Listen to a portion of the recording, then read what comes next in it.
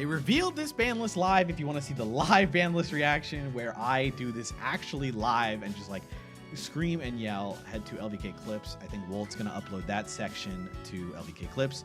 Here are my thoughts after being bombarded with 2 white men on my stream. That's right, Peeps YGO and MBT Yu-Gi-Oh came in and were very annoying. So the Unlimits, Blaster, no problem.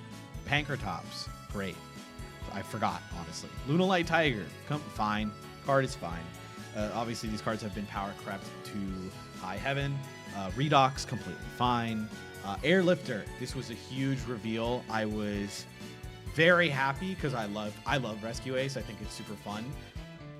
But it does signal some cards that are going to be banned. So Tempest, completely fine. Glad to see them all gone. All the Dragon Rulers completely can come back. No worries at all.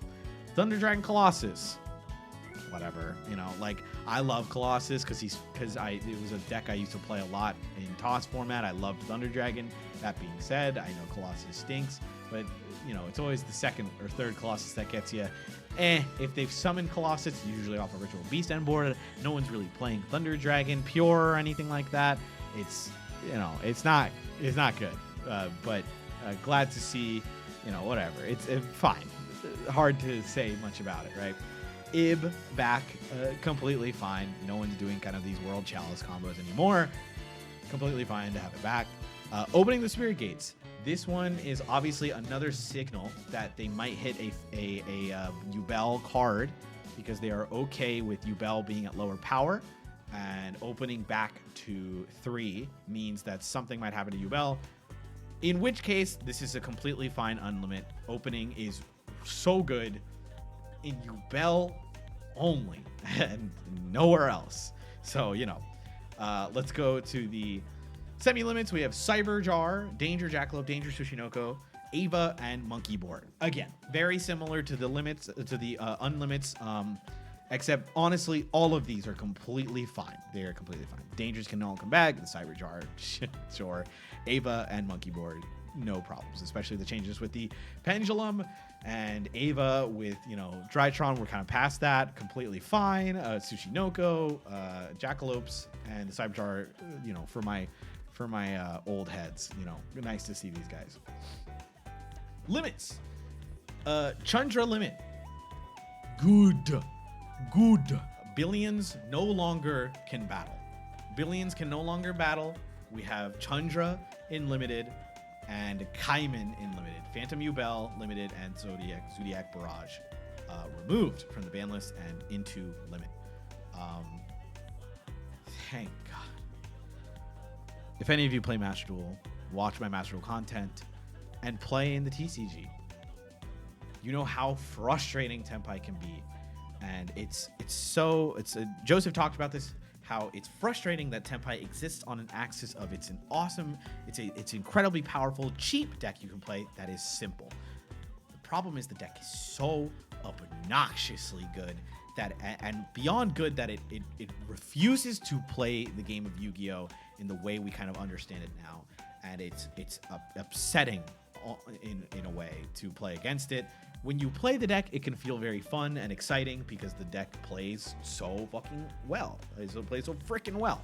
It's, you know, you summon a bunch of guys, they're unaffected by your opponent. You can kind of just play what you want, and then you go to the battle phase and kind of like walk all over your opponent and just synchro all day. And it can feel so good when you're playing it and you're like, this deck is so powerful. That's it. And then any other interaction with the deck can feel so grating. And as you know, in Master Duel right now, it's the dominating deck. It's so annoying to play against. It can feel so frustrating if you play anything else. Board breakers make this deck so insane. And of course, Saying and Summoning is one of the best cards ever printed. And it honestly shocked that we have not gotten a Saying and Summoning hit. I'm spoiling a bit for the Forbidden list here, but I'll go next to Phantom of Yubel. Glad Phantom Yubel's hit. I think that Yubel has had its time in the limelight for a decent while. It has been the best deck for months and months. Prior to the September ban list, it was good, and post the ban list of September, it was incredible. Probably the best deck to play until they, of course, released the more Asmina stuff, and things got a little shaky, but still, deck is still taking a ton of decks. So really, really glad to see a hit to this deck. It's been a long time coming. And Zodiac Barrage, fine. I don't know what to say about it. It's completely, you can release Barrage, that's fine. You can release Trident, that's fine. I think you can't. I think Broad Bowl would go kind of nuts. Don't do that, please. I would not like to see that. But you know, Forbidden, Gimmick Puppet Nightmare, Chowgin, and Sinful Spoils. It's hard to place my feelings on this because at first, on initial reaction, as you can see in the clips, I was so excited. I was like, woo, let's go. And now I'm like, yes, I'm still happy about these hits, but they were definitely hits I wanted months ago. I wanted these hit in like September. And so now that Crossover Breakers is coming out, and Malice and Ryziel are obviously going to be some of the most powerful decks. Oh, it's hard for me to be so happy about Sinful Spoils when, you know, it definitely pushes these decks out and paves the way for Ryziel and Malice. It's yet to be known if these decks will dominate and make pretty much every other deck useless. I hope not, and that powering these decks down will bring more decks into the fray and allow for a kind of varied meta, with Ryziel being strong, but not as strong as we think it will be. But as you can see, there is no Fiendsmith hits, which I didn't expect, and I don't think many of us did at all, because they're new, and they're newer cards, and people want to play them, they buy them, etc. And of course, Konami wants to sell them.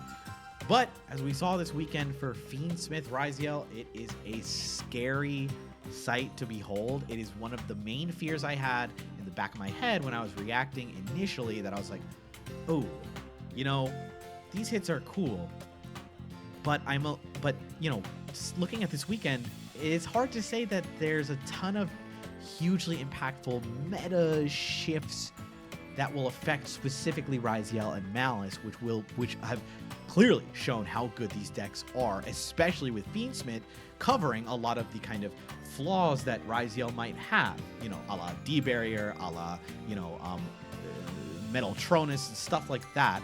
And so it's kind of scary, and honestly, it really, really stings for anybody who's trying to get into the game for money. Like, for example, I personally can't afford a lot of Yu-Gi-Oh! I play Master Duel constantly. I have, you know, some decks. I tried to play a Cancun. I borrowed a deck off of my good friend Theta, and lo and behold, that's the only kind of way I could afford to play in competitive aspects. And it's frustrating to continue this cyclical, you know, loop, especially now when I think that a lot of people did enjoy this format, where people were really enjoying the kind of meta that developed from the prior September ban list. And I think, like, I could from afar say, and I think a lot of players could reciprocate this feeling of, I think this, you're right, maybe this meta does look kind of cool. I can't really play it though, it's too much money, or I can't afford Fiendsmith, I can't afford any of the Asmina stuff, I can't afford Perulias to play kind of as a strategy, I can't afford Fool losses, I can't afford, and the list goes on. And now we're adding two of the most insane decks ever at such a wildly high price point that I actually regret immediately posting 7 out of 10. I think I was riding a pretty positive high off of Peeps' positivity, and I think that with context of Crossover Breakers, I would probably go down on my rating and maybe give it a 4. 4 of those points probably, or 3 of those points are probably Tenpai being hit. I'm sorry, like, I know it's a budget deck. I love budget decks. I want people to play.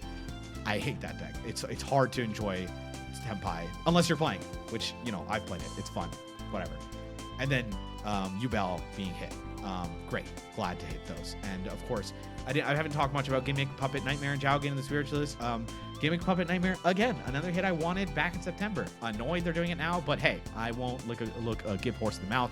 Sure, I'm glad more floodgates like these should be banned. They should continuously be getting rid of these old floodgates like Jowgen and Gimmick Puppet that get abused in a lot of the new archetypes and cards like Runic, like Branded, etc. And I'm happy. So that's my thoughts. I think that we'll see. A lot of this is we'll see. I am now a little more hesitant than my initial reaction, and we'll see how everything goes. And check for my wallet on YCS Orlando.